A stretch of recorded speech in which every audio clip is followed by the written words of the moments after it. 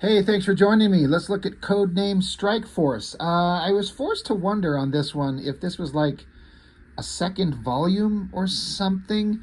I only say that because the artist, Brandon Peterson, when I was first aware of him, I was kind of vaguely aware of him. He was doing some X-Men work. But when he come over to Image and with Silvestri and Top Cow, I didn't like his work. He was trying to do that Image comic style, and he hadn't quite formulated and kind of matured into who he was going to become. I mean, everyone needs that time to put in the effort and the mileage with the pencil to become the kind of artist that they want to be. But the artwork in this is a lot better than I thought that it was going to be. And I remember seeing like a preview in the back of, I think, an issue of Cyberforce with Brandon Peterson's artwork, and it wasn't this issue, it was something else, and I thought it looked just terrible as compared to the kind of art that I would want to see. So I don't know. I don't know if this is just the first volume, if there's some other one-off or some series. I don't know. But I was actually kind of surprised at how good the artwork was in here. I reviewed recently... Oh, bumping my camera. This issue of Ripclaw that Brandon Peterson did. I do not like that cover. I was very clear about that. But the art on the inside, I was shocked at how good it was. Brandon Peterson excelled pretty quickly. And going by what's listed in the covers, this is about a year before that Ripclaw issue. So, Brandon Peterson putting in the effort. Codename Strykeforce. Every one of these studios at Image, Jim Lee and Liefeld and Silvestri, they all had their lead book, and then they had like the secondary book of a team trying to capitalize on the market and everything like that. I mean, Liefeld had Youngblood, then he had Brigade. Jim Lee had Wildcats, and then he had Stormwatch. Silvestri had Cyberforce, and now he's got Strykeforce. Double cover.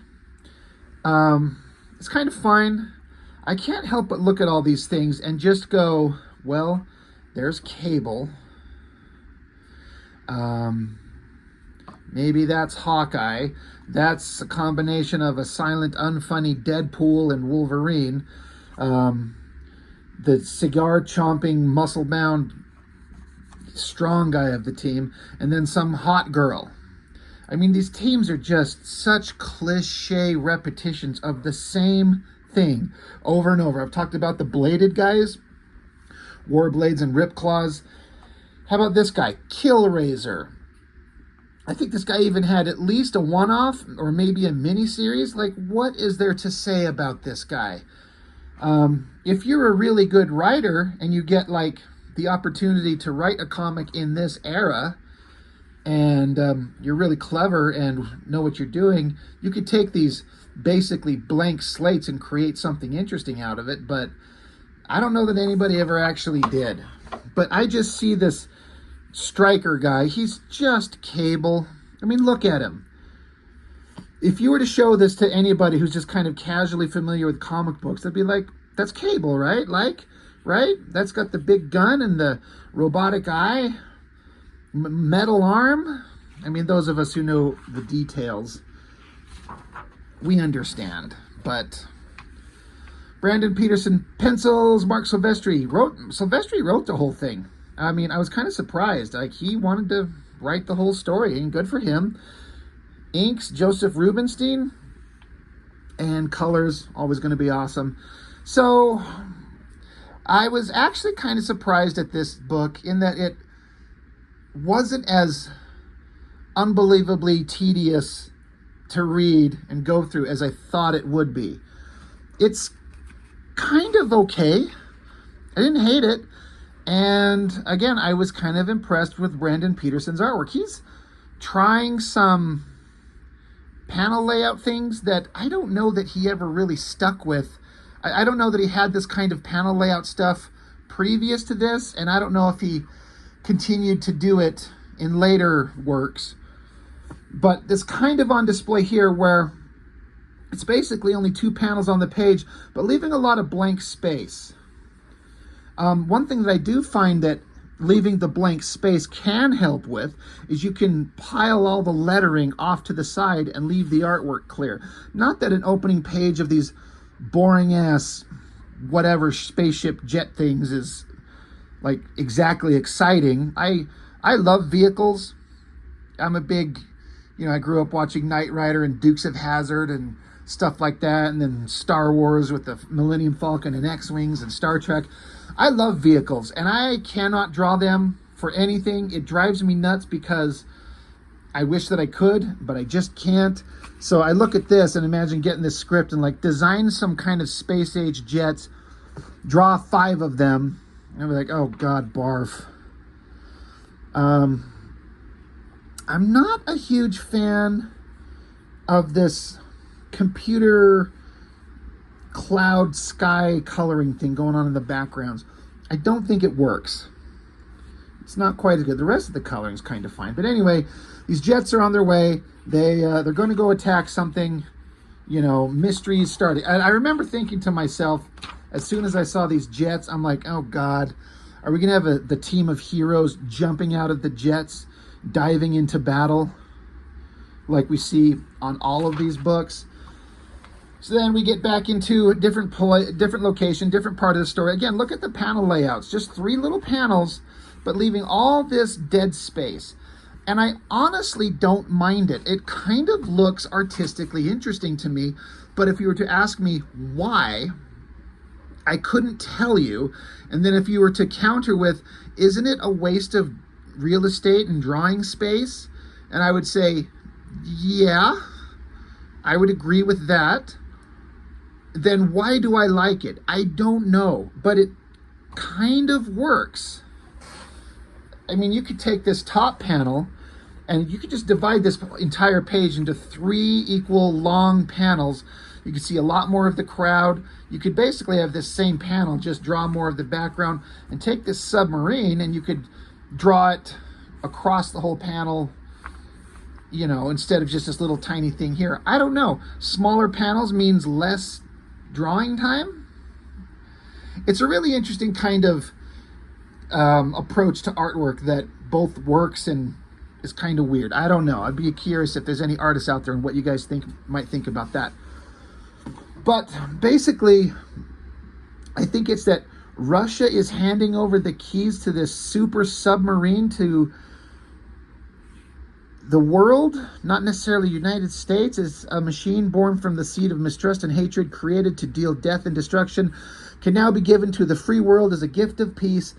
It's a testament to how we, the people of the former Soviet Union, desire to contribute to the world, or to the creation of a free and peaceful world. Yeah, that would never happen. A submarine like this would cost untold billions of dollars, and they're just going to, several $1 billion worth of Soviet state property. They're not going to give it away, right? We don't need this sub. But the idea is that now we got Stryker. I was going to say leader of Cyberforce, but he never was. I just kind of always assumed he was. But, Mr. Swear to God, he's not Cable. He's a hired bodyguard. This is supposed to be the President of the United States. And they refer to him as Bill. So considering the era, I suppose that's supposed to sort of maybe, in theory, be Clinton. It's really stupid. But the artwork's kind of fine. There's having a little back and forth about his fee and how the other Secret Service agents don't like him and he doesn't care. Nice shadowing going on there. That works pretty well. But Stryker, his dick starts twitching. Or he says his nose itches, but something's twitching, and he knows something's going to happen. So it's also another kind of cliche thing where somebody's trying to be indiscreet and incognito by wearing a giant trench coat and some kind of fedora cowboy hat thing. But this guy's got 3 arms on one side. Metal arms, metal face. He stands out like it's a comic book, right? Who cares? It's just kind of silly. But yeah, he notices something's going to happen. So then there's some guy flying through the air. And again, look at the page layout. This guy's just kind of hovering above everything in a bunch of white. And then as he looks down, those ships from the beginning start, I mean, they basically start dive bombing and blowing up the crowd of people. I mean, just one bomb landing anywhere near a crowd of people from a jet like this would kill everybody. But 5 of them coming down and just unloading, it's a little silly. Again, this is another kind of instance where Brandon Peterson's artwork, like, that's a pretty big, awesome, dynamic shot, but I feel like you could put the sky behind him instead of just this big white void. I don't hate it. From an artistic kind of exciting page layout standpoint, I look at that and I go, that's kind of neat. But I'm also like, he's flying through the air and we're looking up at him. Put the sky behind him. Anyway, jets come down. People are running. It's supposed to be a bunch of people from a bunch of different walks of life. Somebody yells help. Somebody yells sacre bleu. This guy yells Lenin's ghost. Is that even a thing anybody says? Or did people just copy that because Chris Claremont wrote that in X-Men from Colossus all the time, and so now everyone just thinks that's a standard kind of phrase? I don't know. Somebody correct me. Boishi moi, they say there. Anyway, oh, there we go. I knew if there's some jets flying in the sky, somebody's going to jump out of it and come rocketing down.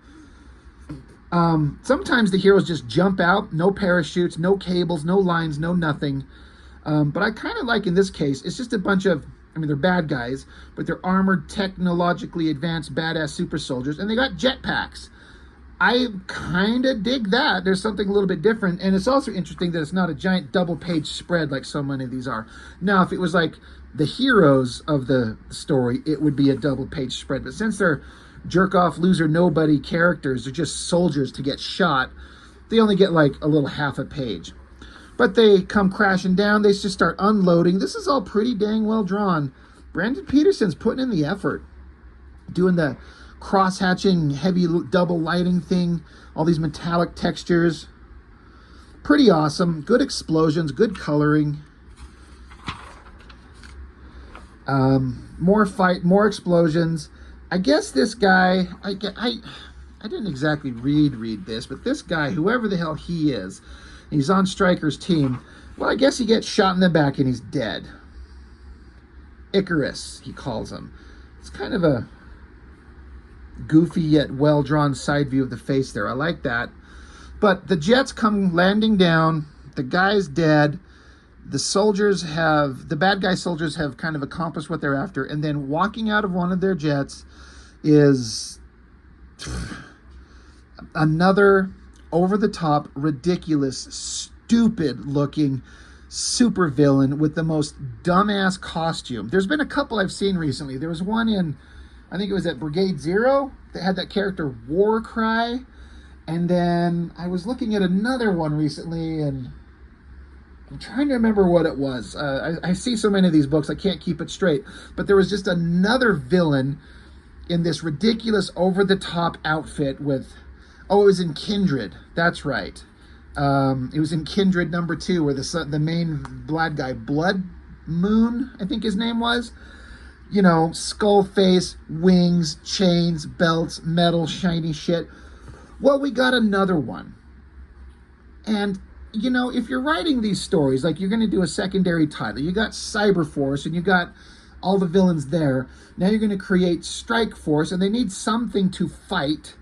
So it's just funny that the mindset is create some big, epic, ridiculously dressed supervillain for them to fight. I don't know. I would just keep the same villains. Keep Cyber Data and some of the villains from that thing, instead of just creating something new, which I'm not normally one to say. I'm always advocating for create something new. But when it's just the most cliche thing we've seen 100 times, some guy's going to stand here, flex his muscles. He's probably got a bunch of bitches back at his headquarters that he's fucking against their will, which seems to happen all the time in these books. And he'll be eliminated instantly, and there's no gravitas. There's no weight to it. There's no buildup. There's just a guy there with a big dark outfit and pointy bits. So now he's standing in front of all these world leaders, and look, it's got like bird feather wing things on his cape, and then this headdress piece has got all these pointy bits, looks like spider legs. So it's got a side view of his head, like a full mask, like a Spawn thing, and all these pointy things coming forward. I could see somebody, a kid, looking at that going, fuck yeah, that's awesome. Look at that outfit. He's a badass. But just look at it. It's so stupid. Like, embarrassingly so, in a way. But I guess the bad guys, they take off, and then they're all left with the death and destruction. Stryker, he kind of helped, but, you know, people died. He didn't exactly do his job. So he's failed, so now the thrust of the story can take off. So then I guess this is probably supposed to be like the Spawn news reporter. Guess what? Still not reading it. I remember seeing this right here. If you look at these drawings of just the randos in the background, this guy here is probably just, I'm guessing, I don't know. What I was going to say is that they're too specific to not be somebody. I feel like I've seen a picture of Brandon Peterson in this era, and he's a guy with like brown hair and a beard and glasses, so I wonder if that's him drawing himself in the book. I'm not sure about this guy. I feel like that could be, but I feel like this is supposed to be Silvestri and his wife. I mean, his shirt says ping pong, but he's a tall, good-looking, muscular guy. That's Silvestri, and his wife, she's super, super hot. And so that's my guess. And she's also got the Cyberforce stupid cat thing on her shirt. It's just too specific. It's not just random, like civilians. These are like specific people. And I think that's kind of funny. I've talked about how it's kind of funny when these guys in the studio start doing things like that. Like, hey, I threw a drawing of you in the background of the page that I just did. Or I drew the boss and his girlfriend or wife or whatever in there. I think that shit's fun. So if anybody knows and can validate that for me, let me know. Or if I'm off, correct me. But I feel like that's supposed to be Silvestri and his significant other. And I think that's kind of fun. Anyway, all this horrible stuff happened. It's being reported on the news. Giant double-page spread of a submarine. And the dumb part of me that knows that it doesn't matter because this is just a comic book. But that is not what submarines look like. It's a better submarine than the one Liefeld drew in Rejects. But these giant windows and these giant like ventilation slats in the side of it, like the submarine, the whole point of it is to contain it from water, to keep the hull pressurized. And if there's any kind of opening vents on the sides, them shits are sealed up, and then they can open doors to, take on water, to reduce the buoyancy, to get it to sink down into the water or whatever. It's a comic book, I know, and it's supposed to be a big, over-the-top, like, super advanced submarine. And so I hear myself bitching about the design, and I also get why they do it. Like it reads, you look at it, and then especially the coloring.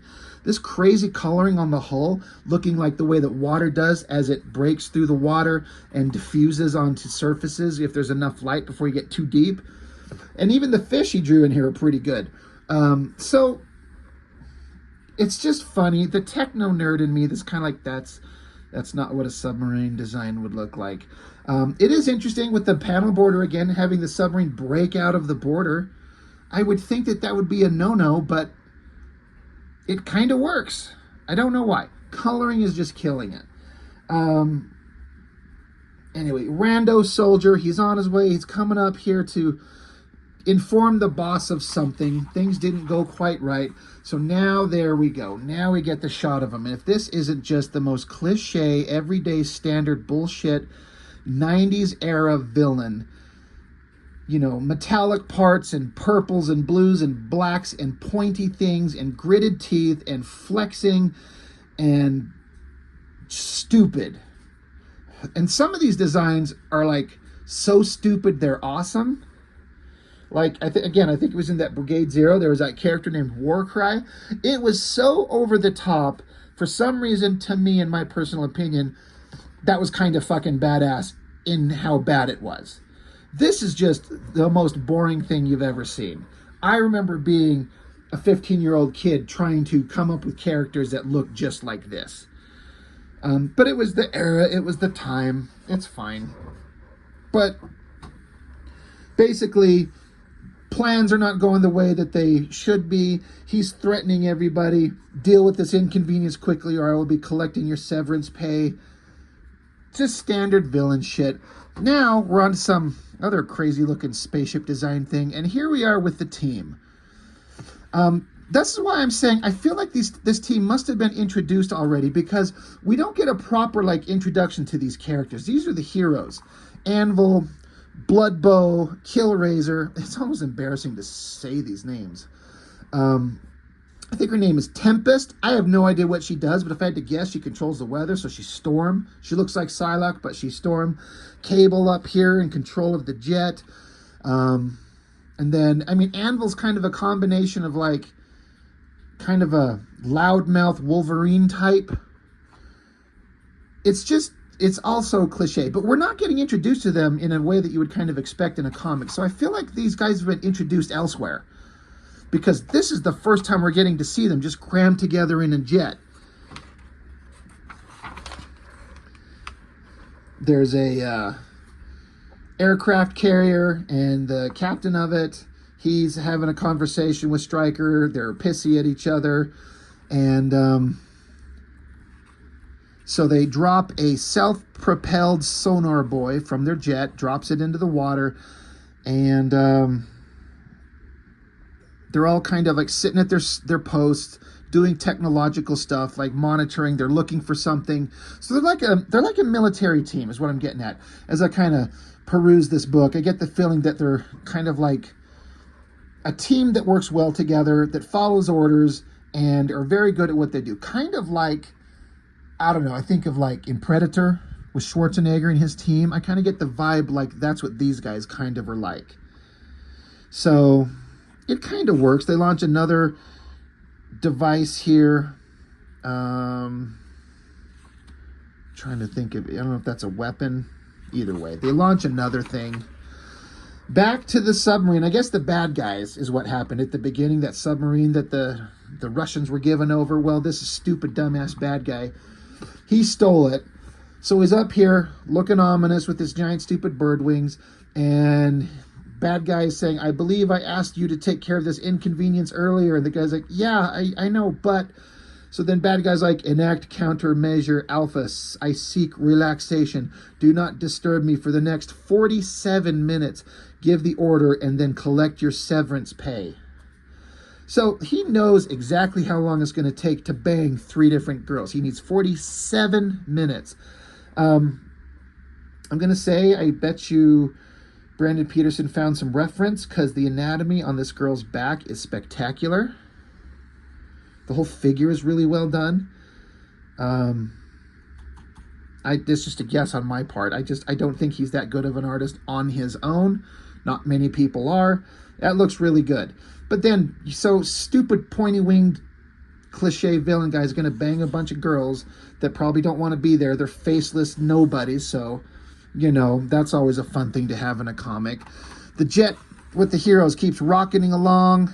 And the girl's like, hey, what was that between you and the captain of the aircraft carrier? What about you? Something about the captain's son? And Stryker's like, oh, no big deal. I killed his son. Oh, that's why. That's why they hate each other. So on the jet, they're still rocketing down across they're skimming the surface of the ocean. They're detecting something from all the devices they dropped into the water. And then, oh shit, out of the water come, I guess they're supposed to be missiles, torpedoes, something like that, coming towards them. So there's going to be an explosion, and this is it. Next issue, kaboom. So it's kind of, I kind of didn't mind this whole thing. Besides the hyper cliche villain, in case you couldn't tell, I wasn't having a good time with that dumbass. But kind of the simple story, the kind of the action hero, efficient team working together. They're not exactly fighting each other. There was a little bit of bickering between stupid Killraiser and Anvil and Bloodbow. But again, you don't see much of the team. It's really structured, really interesting. The actual stars of the book, you only get to focus on Stryker, really, and then the stupid villain, mostly. But the rest of the team, there's just a few bits of dialogue, and there's no big fight scene. There's no big amazing, like, here's the team kicking ass. So I kind of appreciate their restraint in the storytelling. So it wasn't nearly as bad as I thought it was going to be, and I'd like to give them all credit for that. Old school Silvestri, loving that stuff. Miller and McFarlane, Spawn, Batman, boring. Strykeforce. I never got that book because I never liked the artist. Victor Bridges never did anything for me. It just was not exciting enough, so I was never interested. Gen 13, Homage Studios Talent Search. I think that's probably where they picked up J. Scott Campbell. No, I'm sorry. They already got J. Scott Campbell. He's drawn for him. Anyway, kind of fine. Not too bad. Not great. I am kind of actually interested to see where the story goes, to see kind of how this setup pays off. I don't actually think I own those. I'll have to see if I can't track them down. Anyway, Codename Strykeforce. That's all I got. Thanks for watching. I appreciate it. See you later.